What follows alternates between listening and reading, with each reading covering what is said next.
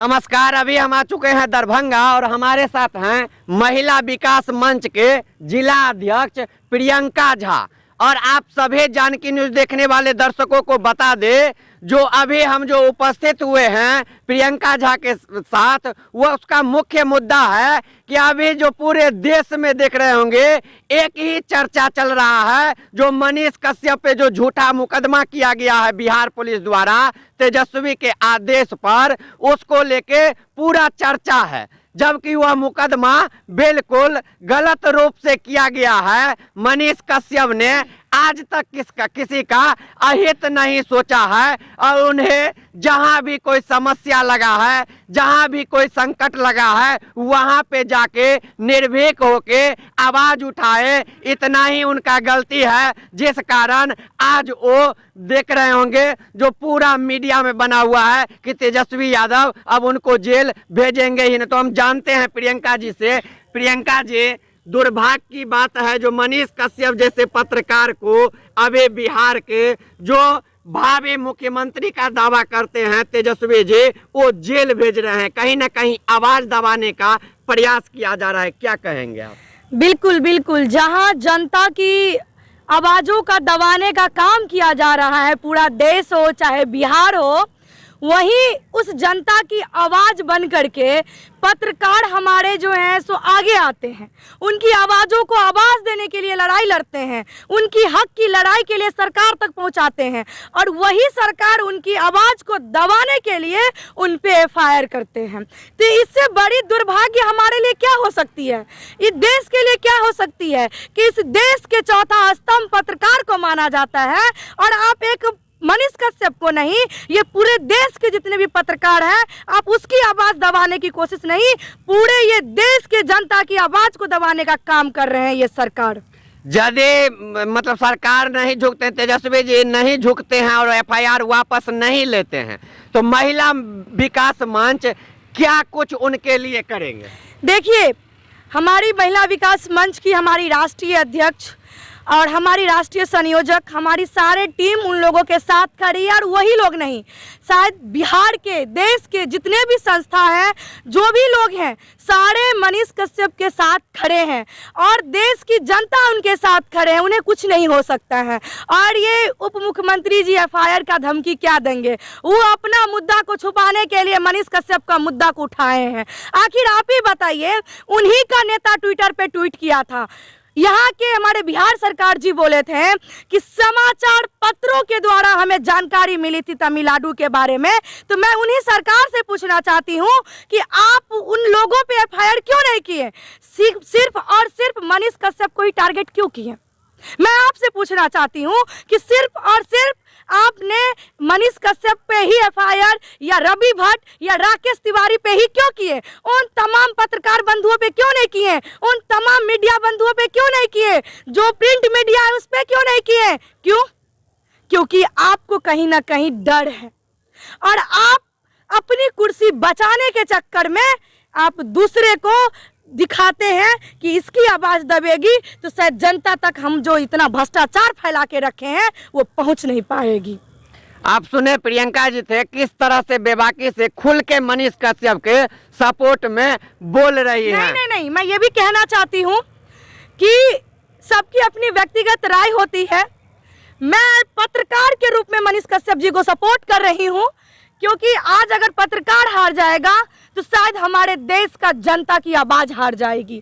तो हम लोग कभी नहीं चाहेंगे कि हमारा पत्रकार, हमारे देश का जो चौथा स्तंभ माना जाता है, वो कभी झुके, और वो कभी झुक नहीं सकता है। आप बताइए, प्रशासन, बिहार प्रशासन की मैं बात करती हूँ, जो ट्विटर पे उनका फेक आईडी बना करके और उनका उन्हीं के नाम से अपना ट्वीट कर करके और उन पे ही झूठा फिर से एफआईआर करवा दिया गया।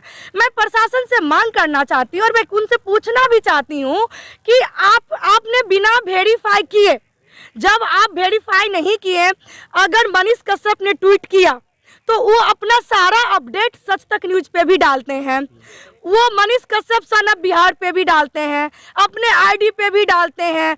तो जब जो आदमी ट्वीट कर सकता है तो क्या अपने आईडी पे शेयर नहीं कर सकता है? आपने बिना वेरिफिकेशन किए ही आपने फिर से उस पे एफआईआर क्यों किए? आखिर आप चाहते क्या हैं, आपका मनसा क्या है।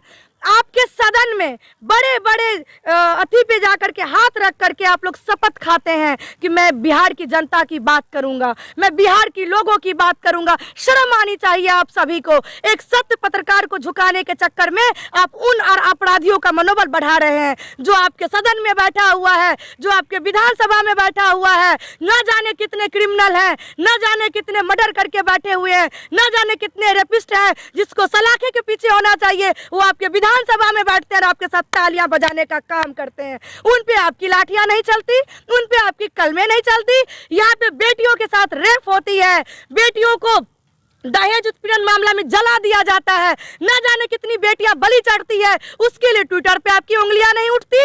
मैं कहना चाहती हूं, आखिर सच तक न्यूज के मनीष कश्यप पत्रकार पे ही आपकी उंगलियां क्यों उठी?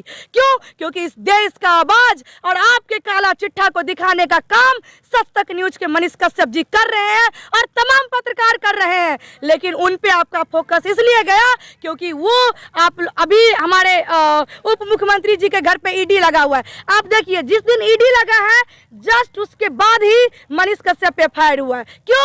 क्योंकि उनका फैन फॉलोइंग बहुत ज्यादा है, उनका फॉलोवर है। इस पे एफआईआर करेंगे, मुद्दा भटक जाएगा, हमारा मुद्दा ढक जाएगा। भैया मुद्दे की बात कीजिए ना। एक मनीष कश्यप नहीं, 100 मनीष कश्यप निकलेंगे और एक मनीष कश्यप नहीं दबेगा। पूरा जितना जनता है वो उसके साथ खड़ा है और वो जितने भी पत्रकार हैं, मैं सारे लोगों के साथ हम लोग खड़े हैं। जब जब सत्ता ये जुल्म करेगी, हर एक घर से मनीष कश्यप निकलेगा, हर एक घर से माँ बहन बेटियां निकलेगी जो सत्य के साथ खड़ा मिलेगी। आप सुने प्रियंका जी का साफ कहना है, जो उनको जानबूझ के फंसाया गया, उनके नाम से फर्जी ट्विटर अकाउंट बनाया गया है। आप एक चीज कहिए, क्या अब निष्पक्ष पत्रकारिता करना गुनाह है क्या, जिसका सजा मिला है मनीष कश्यप जी को? बिल्कुल यही तो लग रहा है, क्योंकि जिस तरह से उनकी आवाज को दबाया जा रहा है, जनता की आवाज को दबाने की कोशिश कर रहा है। क्योंकि अपनी इससे पहले ही उनके घर पे ईडी का छापा पड़ा था, वो नहीं दर्शाया गया था, और क्या हुआ वहाँ नहीं हुआ, उस सब चीज़ों को दबाने के लिए अपनी उनका जो पर्दाफाश ना हो जाए, जनता के सामने ना आ जाए, इसलिए ये सब कर रहे हैं। मनीष कश्यप हो गया, रवि भट्ट हो गया, इन सबको फंसा रहे, मोहरा है ये लोग, और बाद में कुछ नहीं होना है, बाद में सब नॉर्मल होना है। अपनी नाकामी को सिर्फ छुपाने का प्रयत्न कर रहे हैं। आप सुने, जो बिल्कुल इन लोगों का कहना है, जो तेजस्वी जी के ऊपर जो सीबीआई का ईडी का रेड पड़ रहा है, उसको छुपाने के लिए जो अभी पूरे देश में टीआरपी के मामला में नंबर 1 पत्रकार है मनीष कश्यप, उनको फंसाया जा रहा है। हम कुछ नालायक बच्चों से भी कहेंगे जो मिथिलांचल में उनका विरोध कर रहे हैं, जो मनीष कश्यप विरोधी है मिथिला राज का और मिथिला का। हम भी विरोध करते हैं मिथिला राज के मुद्दा पे मनीष कश्यप को, लेकिन उन्होंने उस मिल में जाके कहा जो तुम्हारा भविष्य बर्बाद हो रहा है, इसको बचा लो। तो कुछ नालायक जो बच्चे हैं, जो समाज से बहिष्कार हो चुके हैं, बाहर निकाले जा चुके हैं, उनको मिर्ची लग गया और वो मनीष कश्यप पे उल्टा सीधा दे रहे हैं। और वो लोग, मैं वही चीज कहना चाहती हूँ कि जिस समय ये मुद्दा पे बात हुई थी लोहट चीनी मिल में, जा करके हम लोग रिपोर्टिंग के दरमियान हम वहाँ पे उपस्थित थे मनीष कश्यप जी के साथ। मैं कहना चाहती हूँ, वो तो आप ही को धरोहर बचाने के लिए आपके पास आया था। ठीक है, सबका व्यक्तिगत राय होता है, मेरी भी व्यक्तिगत राय, हम मिथिला राज के लिए लड़ते हैं, हमेशा लड़ते हैं, हमेशा जाते हैं, लेकिन उसकी व्यक्तिगत राय थी। लेकिन आप उस समय अगर आपको बुरा लगा उसकी बात, तो आप उसी समय आप उस पर अपना बयान दे सकते थे। जब देखे कि पूरा देश का जो लोग हैं उस पर अभी पीछे पड़ा हुआ है, जितने सरकार है वो लोग पीछे पड़ा हुआ है, तो आप भी अपना टीआरपी बटोरने के लिए उसका रील बना करके वायरल करने लगे। तो इतना दिन आप कहाँ थे? अगर आप यही चीज हम आपको पूछना चाहते हैं कि आज जो आप मनीष कश्यप के लिए आकर के रील बना के डाल रहे हैं, तो उस समय क्यों नहीं डाले? उस समय आपको डालना चाहिए। अब तो मैं लग रहा है हमको उस मैटर का 1 महीना हो गया है वो रिपोर्टिंग का, जिसका शायद 9 मिलियन व्यूज गया हुआ है, 9 मिलियन व्यूज गया हुआ है। तो उस समय आप क्यों नहीं बोले? और जब देखे कि मनीष कश्यप को अभी मोहरा बनाया जा रहा है, तो हम भी इसमें थोड़ा गंगा नहा लेते हैं, क्या पता हम भी हीरो बन जाए मिथिला का। ऐसा नहीं होता है, मिथिला राज हमें भी चाहिए और हम भी मिथिला राज का मांग करते हैं, हम भी मिथिला के ही बेटी हैं। लेकिन अभी हम लोग पत्रकार के साथ जो व्यवहार किया जा रहा है ये निंदनीय है और मानवीय है। और सरकार जब तक ये चुप्पी नहीं तोड़ेगी, उनको ये लग रहा होगा कि ये लोग सोए हुए हैं, तो मैं उनको बता दूं कि जनता जाग चुकी है, सिंहासन तेरा डोल रहा है। और एक चीज मैं और कहना चाहती हूँ, बहुत लोग कह रहे हैं कि मनीष कश्यप ने कहा कि मैं उसको 25 में मुख्यमंत्री नहीं बनने दूंगा। आप ये भी तो सोचिए, जिसका आप निगेटिव ले रहे हो पॉजिटिव भी सोचिए ना। उसका कहने का मीनिंग तो ये भी हो सकता है ना कि हम जितना काला कारनामा दिखा रहे हैं बिहार का, जनता के सामने रख रहे हैं, जब हम इतना चीज को उजागर करेंगे, जनता सामने जाएगा, जनता क्यों उसको मुख्यमंत्री बनाएगा, ये भी तो पॉइंट हो सकता है। तो प्लीज जातिवाद ना करें, जातिवाद से ऊपर उठें। पत्रकार निष्पक्ष होता है। उन्होंने ये कहा कि जब किसी तरह के किसी के पास कुछ होता है तो तेजस्वी जी का आँख खुलता है, और औरे के साथ ऐसा आँख क्यों नहीं खुलता है, तो उन्होंने ये कहा है। और इसके लिए जातिवाद की बात ही नहीं होनी चाहिए। स्वच्छ निष्पक्ष पत्रकार के रूप में हम लोग उनको सपोर्ट करते हैं, सपोर्ट करते रहेंगे। मनीष कश्यप जो है वो एक देश के मजबूत पिलर है, और उनको हिलाने का किसी के दम नहीं, किसी का ताकत नहीं है। आप सुने प्रियंका जी का, और हम पुनः एक बार कहेंगे, जो समाज से भटके हुए बच्चे हैं उनका रील्स वायरल हो रहा है कि अब वो जो कवारी है उसको बेच देंगे। हम कहेंगे यह भारत है। वही चीज मैं कहना चाहती हूँ कि आज आप कह रहे हैं कि हमको उसको बेचना है। अरे वो क्या जंग वंग लग गया है, उसको रख करके क्या करेंगे, उसको तो बेचना है। आप उसी के लिए लड़ाई लड़ रहे थे, उसी को बचाने के लिए आप लड़ाई लड़ रहे थे कि हम नहीं जाने देंगे, इसको चालू करो चालू करो।